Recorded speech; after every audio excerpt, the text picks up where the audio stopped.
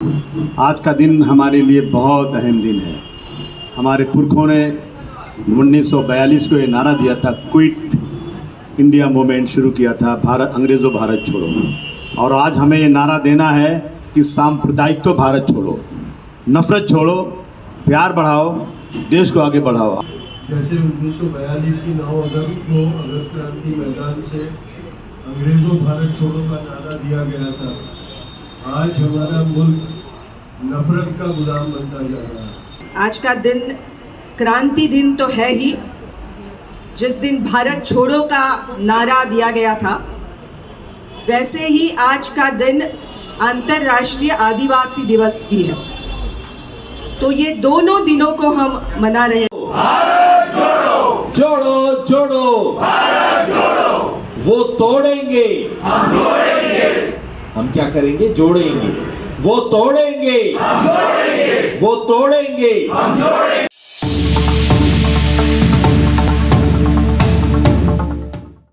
यहाँ मौजूद तमाम क्रांतिकारी साथियों, दोस्तों, भाइयों और बहनों, आज का दिन हमारे लिए बहुत अहम दिन है। हमारे पुरखों ने 1942 को ये नारा दिया था, क्विट इंडिया मूवमेंट शुरू किया था, भारत अंग्रेज़ों भारत छोड़ो। और आज हमें ये नारा देना है कि सांप्रदायित्व भारत छोड़ो, नफरत छोड़ो, प्यार बढ़ाओ, देश को आगे बढ़ाओ। हमें अफसोस है आज कि जिस गांधी जी ने देश के लिए अपनी जान न्यौछावर कर दी, सत्ता में बैठे हुए लोग आज उस गांधी जी की फ़ोटो बनाकर वहाँ गुब्बारे में लाल कलर भर के गोली मारते हैं और हमारे सामने ऐसे लोग जिंदा हैं। ये हमारे लिए बहुत ही शर्म की बात है। यदि आज कहते हैं आत्मा, अगर आत्मा जिंदा होगी, आत्मा नाम की कोई चीज़ होगी अगर, और ये आत्मा भारतवर्ष की तरफ देखती होगी, तो गांधी जी की आत्मा, मौलाना आज़ाद की आत्मा, हमारे यूसुफ मेहर जी की आत्मा खून के आंसू रोती होगी। जिस देश के लिए हमने इतनी बड़ी कुर्बानी दिया, आज उस देश, यह देश किसके हाथ में है?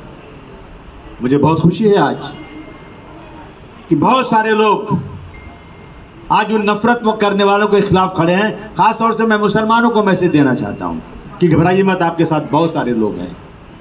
विशालगढ़ गया था मैं, वहाँ की महिलाओं को मैं बधाई देना चाहता हूं। डंडे लेकर के, पत्थर लेकर खड़ी हो गई, तो थोड़ी देर में उनको वहाँ से भागना पड़ा। नीचे आने के बाद ये लोग जाकर के गाजापुर में मस्जिद में घुस करके जिस तरह से मस्जिद को तोड़ा है, मैं समझता हूँ बहुत ही शर्म की बात है। दुनिया देखती होगी तो सोचती होगी कि भारतवर्ष में आज आज़ादी है कि नहीं है, आज संविधान की कोई चीज़, संविधान है कि नहीं है। जो लोग आज हंस रहे हैं बांग्लादेश पर, पहले अपने गले में झांक कर देखो तुम किस कदर हो, तुम्हारी हालत क्या है, आज तुमने क्या किया है। मुझे लोगों ने बताया कि 13 तारीख को मुख्यमंत्री गए थे कोल्हापुर। किस लिए गए थे उनको मालूम नहीं। उसके बाद जाने के बाद मस्जिद तोड़ा, 40-45 घरों को तोड़ डाला, घर में औरतों के सामने कपड़े उतार कर बदतमीजी किया, पेशाब किया घरों में, गाड़ियां निकाल के जला दी, औरतें अपने बच्चों को लेकर जंगल में छुप गई। ये हो रहा है देश में। किसके पास जाएं, किसे मदद मांगे? जो हमारे रखवाले हैं वही तो डाकू हो गए हैं। इसलिए हम सबको लड़ना है। और यह हमारे पुरखों ने एक बार अपनी जान दे करके इस देश की आज़ादी बचाई थी, इस देश को आज़ाद कराया था, और हमें इस देश की आज़ादी बचाने के लिए एक बार अपनी जान पर खेल के आगे जाना होगा हम लोग को, और इस देश की आज़ादी को बचाना होगा, वरना आने वाला दिन हमारे लिए अच्छा नहीं है। मैं बहुत बधाई देना चाहता हूँ, आप सब ने कितनी मेहनत की, और 10 साल के बाद पहली बार कोई बिल फेल हुआ है, पास नहीं हुआ है। ये हमारे लिए बहुत बधाई की बात है। उनके दिन लटक गए हैं। जब सब इकट्ठा हो गए ना, अगर देश में 1 to 1 फाइट होगी, तो मैं कहता हूँ, मैं ताकत के साथ कह सकता हूँ कि इनका नाश होगा और सेकुलरिज्म को आगे बढ़ावा मिलेगा। लेकिन हमें अभी आने वाले 2 महीने के इलेक्शन में, 2 महीने में जो इलेक्शन है, हम सबको मिलजुल कर काम करना है, और देश में हिंदू, मुस्लिम, सिख, ईसाई की एकता को बरकरार रखना है। हिंदू मुस्लिम के बीच में कोई दरार नहीं होना चाहिए। मैं खास तौर से मुसलमान भाइयों से कहना चाहता हूँ कि आप एक काम कीजिए, अपने पड़ोसी के पास जाइए, कहिए उससे कि मेरे मज़हब ने सिखाया है कि अगर तुम दुखी हो और मैं सुखी हूँ तो मैं मुसलमान नहीं हूँ। ये बताइए उनको, क्योंकि मीडिया बहुत ज़बरदस्त तरीके से, मीडिया बहुत जोरदार तरीके से, सिर्फ और सिर्फ इनके पास एक ही हुनर है, मुस्लिम हिंदू लड़ाओ और सत्ता में बैठो। मैं फिर एक बार आप सबको बहुत बधाई, खास तौर से इस आदमी को बहुत सलाम करना चाहता हूँ मैं। जी पारिक जी को। क्या समर्पण है, क्या समर्पण है। आज क्या है, लोगों को टिकट मिलेगा तो जिंदाबाद, नहीं तो मुर्दाबाद, ये असलियत है। लेकिन देखिए इस बुजुर्ग आदमी को देखिए, इस आदमी की उम्र को देखिए आप। ये आदमी सिर्फ 100 साल के अभी तक है, 100 साल के, 70 साल में हालत खराब हो जाती है। 100 साल के हैं और कितने समर्पित हैं। इसी तरह से देश के लिए समर्पित हो जाओ, और समर्पित हो जाओगे ना, इन सांप्रदायिक लोगों का खात्मा हो जाएगा इस देश के अंदर। मैं बहुत मुबारकबाद देना चाहता हूँ देश को। हम जीजी पारिक जिंदाबाद, जिंदाबाद जिंदाबाद, जीजी पारिक जिंदाबाद, जिंदाबाद जिंदाबाद। बहुत बहुत धन्यवाद, बहुत बहुत शुक्रिया। आप सब आए, बातें सुनी, और अभी तो ये लड़ाई है, आगे और लड़ाई है। तो आज के ये दिन बधाई देते हुए ये कहेंगे कि उन शहीदों को हमारा सलाम, और जिन्होंने शहादत दी इस देश की आज़ादी के लिए, उससे हिम्मत पाने का आज का दिन है। हम हिम्मत लेंगे, हम वो नज़रिया लेंगे, हम वो ताकत लेंगे उनकी शहादत से, और वो नज़रिया लेंगे जो आइडिया ऑफ इंडिया है। तो उस नज़रिए को लेकर आज की स्थिति में भारत देश को हमको बचाना है। और जैसे इरफान भाई ने कहा कि ये दूसरी आज़ादी की लड़ाई है, इस लड़ाई को भी हमको बहुत बुलंद तरीके से इसका सामना करना होगा, उनको इसमें शरीक होना होगा। मैं पहले तो बधाई देना चाहूँगी इस दिन के लिए भी, और जो जीत महाराष्ट्र की जनता ने, मतदाताओं ने पाकर लोकसभा चुनाव में जो तानाशाही राज चल रहा था उसको हिलाने की जो कोशिश की है, उसके लिए यहाँ बैठे सब लोग उस काम में लगे थे। छोटा मोटा बहुत सारा हिस्सा, भागीदारी, योगदान उन्होंने दिया है। तो आप सबके लिए तालियां हम सभी बजाएं। अब देश के तानाशाह 400 पार तो कर ही नहीं पाए, लेकिन बहुमत की तरफ भी नहीं बढ़ सके। सत्ता जरूर उनके हाथ में है, लेकिन वो सत्ता 2 बैसाखियों पे है, और उनके हालात भी हम जानते हैं। और खुद प्रधानमंत्री पद के दावेदार आज तक जितने चुनाव हुए, उन सारे चुनावों में सबसे कम मार्जिन से जीते हुए प्रधानमंत्री आज की स्थिति में। तो जो कम मार्जिन किया गया पूरे देश की जनता ने, और इसलिए हमको जनतंत्र पर भरोसा होना चाहिए। इस बात से जनतंत्र पर भरोसा और बढ़ता है। महाराष्ट्र में तो हजारों कार्यकर्ताओं ने काम किया है, उसमें अभ्यासक थे, पत्रकार थे, वकील थे, आम जनता थी। बहुत लोग इस चुनाव में उतरे, और जो नतीजे हमने देखे हैं वो नतीजे बहुत पावरफुल थे। महाराष्ट्र का गीत है, महाराष्ट्र गीत, जय जय महाराष्ट्र माझा, गरजा महाराष्ट्र माझा। हम तो अभी कह रहे हैं कि ये सिर्फ माझा नहीं है, ये सबका महाराष्ट्र है, सबके लिए महाराष्ट्र है। लेकिन उस गीत में एक पंक्ति है, दिल्ली से ही तख्त राखी तो महाराष्ट्र माझा। और इस चुनाव में हम ये लगातार कहते रहे कि इस बार इस लाइन को हम बदलेंगे और कहेंगे, दिल्ली से ही तख्त हलवी तो महाराष्ट्र माझा। और वो महाराष्ट्र ने करके दिया, उत्तर प्रदेश और महाराष्ट्र दोनों राज्यों ने, और पश्चिम बंगाल ने भी। लेकिन उत्तर प्रदेश को और ज़्यादा दाद देनी पड़ेगी अबू आज़मी जी, और महाराष्ट्र को भी दाद देनी पड़ेगी कि जिस कदर उन्होंने भागीदारी की है इस पूरे चुनाव में। और भारतीय जनता विरुद्ध भारतीय जनता पक्ष, ये जो लड़ाई खड़ी हुई, भारतीय जनता अपने आप अपने बलबूते पर नहीं खड़ी होती, उसमें बहुत सारे लोग लगते हैं, दिशा देते हैं, अपनी अपनी गलियों में, बस्तियों में, शहरों में, गांव में, खेड़ों में उतरती है, तब ये परिणाम देखने को मिलते हैं। तो इस पर एक राहत इंदौरी जी का शेर है, जुगनुओं ने फिर से अंधेरे से लड़ाई जीत ली, चांद तारे सारे रोशनदान में रखे रहे। तो ये सारे जुगनू यहाँ पर है, ये सारे जुगनुओं को सलाम। आने वाली चुनौती महाराष्ट्र की ही है। महाराष्ट्र में चुनाव आने जा रहे हैं, और हम सबको पता है कि महाराष्ट्र पर उनकी बहुत कड़ी निगाह है, और महाराष्ट्र जीतने के उनके इरादे और उनकी दिशा स्पष्ट है। उसको चुनौती, भारी भक्कम चुनौती देनी होगी। महाराष्ट्र उनके हाथ में नहीं जाना चाहिए। महाराष्ट्र, क्योंकि यहाँ पे सारा उनका इकोनॉमिक जो है गढ़ है, फाइनेंशियल ताकत महाराष्ट्र में भरी है। और इसलिए वो महाराष्ट्र को कतई छोड़ना नहीं चाहेंगे, इसलिए उनकी चाल शुरू हो गई है। और पहली चाल उन्होंने चली है विशालगढ़ से, उसका तो बहुत कड़ी निंदा करनी होगी।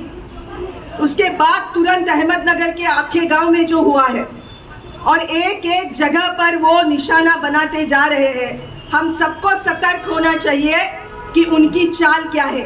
क्योंकि पिछले इलेक्शन में जैसे इंडिया अलायंस जानती है किन किन लोगों ने उनके लिए भारी ताकत से वोट किया था, उसमें सारी माइनॉरिटीज़ है, मुस्लिम्स है, क्रिश्चियंस है, आदिवासी है, दलित है, महिला बहुत बड़े पैमाने पर है।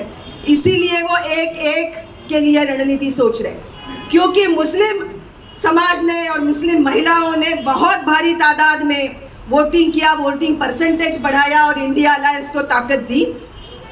वो अभी चुनाव का निशान मुस्लिम समाज को बनाना चाहते हैं और हम इस हॉल से ये ऐलान करते हैं कि ये जो उनकी रणनीति है उसको हम कतई सफल नहीं होने देंगे, क्योंकि महाराष्ट्र की भूमि संतों की भूमि है, फुले शाहू अम्बेडकर की भूमि है, हम सब साथ में खड़े हैं। भारत जोड़ो, जोड़ो जोड़ो, भारत जोड़ो। वो तोड़ेंगे, हम जोड़ेंगे। हम क्या करेंगे? जोड़ेंगे। वो तोड़ेंगे, हम जोड़ेंगे। वो तोड़ेंगे, हम जोड़ेंगे। दोस्तों, सबसे पहले तो आप सबको मुबारकबाद इस बात के लिए कि इस देश में बहुत वक्त बाद एक खिड़की, एक रोशनदान खुला है। और जैसा एक दोस्त ने कहा, हवा में ऑक्सीजन थोड़ी सी बढ़ गई है।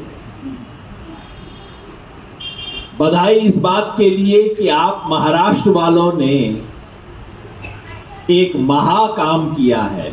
महाराष्ट्र का महाकाम आपने किया है। उत्तर प्रदेश ने किया है, महाराष्ट्र ने किया है, बंगाल ने किया है। आप लोगों ने मिला के इस देश को बचा लिया।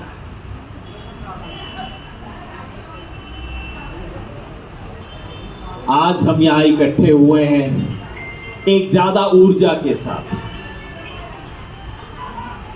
जहां जहां मैं जा रहा हूं देश में, हर जगह, सिर्फ यही नहीं, जहां हमें एक क्रांति की विरासत है। मैं यूनिवर्सिटी में जाता हूं, 7 दिन पहले एक नेशनल लॉ यूनिवर्सिटी में गया हैदराबाद में, जो कोई पॉलिटिकल कैंपस नहीं है। वहां मुझे उम्मीद दिखाई दी। वहां मैंने कुछ नहीं किया। जब आखिर में उन्होंने मेरा सम्मान किया, मेरे को संविधान के प्रति भेंट की, मैंने बस वो लाल वाली सी आजकल जो चल गई है ना संविधान की प्रति, वो उठा के यूं कर दी, सारा हॉल खड़ा हो गया। तो देश के माहौल में कुछ है, पूरे देश में कुछ हो रहा है, हम उसका हिस्सा हैं। हम एक बहुत बड़ी विरासत को संजोने आए हैं। भारत छोड़ो आंदोलन की ये जो विरासत है, ये क्या है? भारत छोड़ो, अंग्रेजों भारत छोड़ो का क्या मतलब था? क्यों हम चाहते थे 1942 में कि अंग्रेजों भारत छोड़ो? पहला, इस देश को लूटने का, लूट के बाहर ले जाना इस देश की संपदा को, जो मुगलों ने नहीं किया, जो शक होड़ किसी ने नहीं किया। आए, बस गए इसलिए। जैसे 1942 की 9 अगस्त को अगस्त क्रांति मैदान से अंग्रेजों भारत छोड़ो का नारा दिया गया था, आज हमारा मुल्क नफरत का गुलाम बनता जा रहा है। नफरत हमारे समाज में हावी होती हुई दिखाई दे रही है। आज ऐसे हालात हो गए हैं कि नफरत परिवारों तक पहुंच गई है, हमारे घरों में आ गई है। और ये जो जहर है वो हमें हमारा सर्वनाश कर सकता है। और इसलिए हमने सोचा कि इस साल हम इस दिन को नफरतों भारत छोड़ो का नारा देकर मनाएं और नफरत के खिलाफ मोहब्बत का एक कार्यक्रम यहाँ से शुरू करें। और उसको लेते ही हमने आज चौपाटी से अगस्त क्रांति मैदान की जो हमारी शांति यात्रा होती है, उसको नफरतों से भारत छोड़ो ये स्लोगन के नीचे हमने इसको बनाया। तो उसके लिए हमने एक घोषणा पत्र बनाया है जो मैं आपको पढ़ के सुनाता हूँ। 9 अगस्त 2024 अगस्त क्रांति दिन घोषणा पत्र। भगवान बुद्ध से के समय से भारत की पहचान प्रेम भाव और अहिंसा के साथ जुड़ी रही है। भारत एकमात्र देश है जिसने अहिंसा को शस्त्र बनाकर आजादी की लड़ाई लड़ी और जीती थी। इस तरह एक बार फिर भारत अहिंसा के प्रयोग का विश्व गुरु बना। खेद है कि आज नफरत और हिंसा भारत की फितरत बनती जा रही है। जहरीले हिंदुत्व के अलगाववादी प्रचार ने हमारे समाज और मुल्क को बांट दिया है। आज हम एक मुल्क भले दिखते हो पर एक लोग नहीं रहे। धर्म, जाति, प्रांत, भाषा, इन सारे फर्कों में हमें बांट दिया गया है और इन्हीं मुद्दों का इस्तेमाल करके हम में नफरत का जहर सींचा जा रहा है और हिंसा भड़काई जा रही है। ऐसे ही हालात में एक बार पहले हमारा भारत बटा था और हम भारत के लोगों ने एक दूसरे का खून बहाया था। वो हालात हम उन्हें दोबारा दोहराने नहीं देंगे।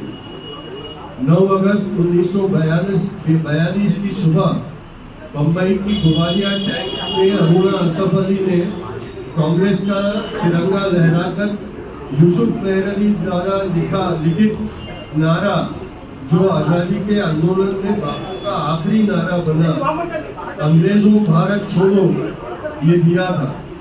इस वर्ष हम अगस्त क्रांति दिवस पर नफरत के खिलाफ एक अहिंसक क्रांति का ऐलान करते हुए अगस्त क्रांति मैदान की इस ऐतिहासिक भूमि से हम ये ऐलान अगस्त क्रांति मैदान से करना चाहते थे, लेकिन मुख्यमंत्री के कार्यक्रम के प्रोटोकॉल के कारण जी को वहाँ आने नहीं दिया गया, इसलिए फिर हमें वो ये यहाँ से घोषणा देनी पड़ रही है।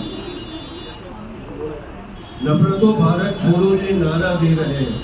नफरत और हिंसा के खिलाफ मोहब्बत और अहिंसा का परचम लहराकर हम भारत के लोग ये शपथ लेते हैं कि हम भारत से नफरत और हिंसा को दूर भगाएंगे और भारत माँ की नसों में एक बार फिर मोहब्बत का अमृत सीखेंगे।